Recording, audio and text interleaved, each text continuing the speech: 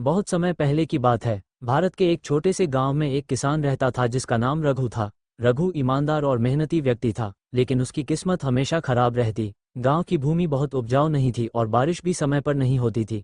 हर साल उसकी फसल खराब हो जाती और परिवार को कठिनाई से गुजारा करना पड़ता। कई बार ऐसा होता कि उनके पास 2 वक्त का खाना भी नहीं होता। फिर भी रघु ने अपनी मेहनत जारी रखी और भगवान पर भरोसा रखा। एक दिन की बात है, रघु अपने खेत में हल चला रहा था। वह गहरी सोच में था कि इस साल फसल अच्छी होगी या नहीं।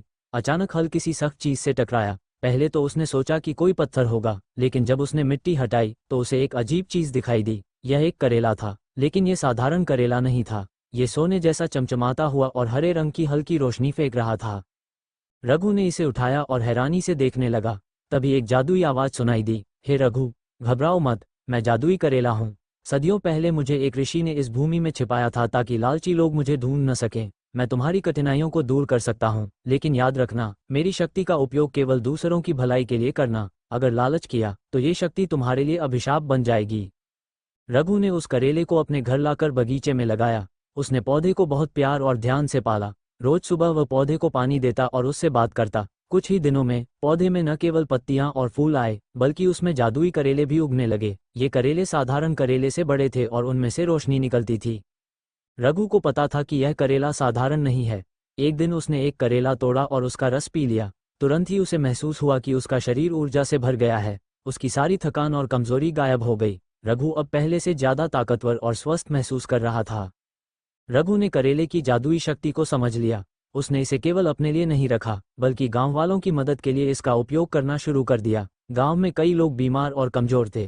किसी को बुखार था, किसी को घुटनों का दर्द, तो कोई भूख और कमजोरी से परेशान था। रघु ने सबको जादुई करेले का रस पिलाना शुरू किया।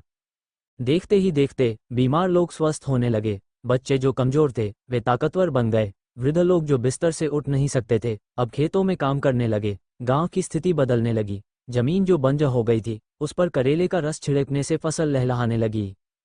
इस जादुई चमत्कार की खबर धीरे धीरे आसपास के गांवों में फैल गई। लोग दूर दूर से रघु के पास मदद मांगने आने लगे।